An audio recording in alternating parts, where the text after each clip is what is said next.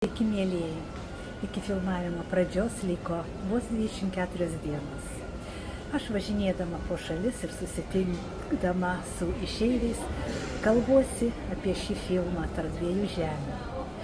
Ir žinote, visiškai nesvarbu, ar tu esi lietuvis, ar tu esi estas, ar tu esi suomis. Tu esi išvykęs į kitą šalį ir tu gyveni tarp dviejų žemių. Šitas filmas prasidėjo nuo idėjos. Ir aš prisidėjau prie Marinos idėjos ir tai tapo didžiuliu projektu.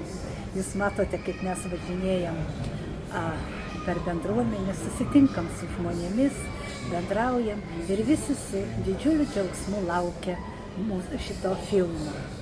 Ir jeigu jūs mums padėsite užbaigti šį projektą, jūs išvysite šitą filmą jau, ko gero, vasario mėnesį kitais metais. Tad iki rytojaus.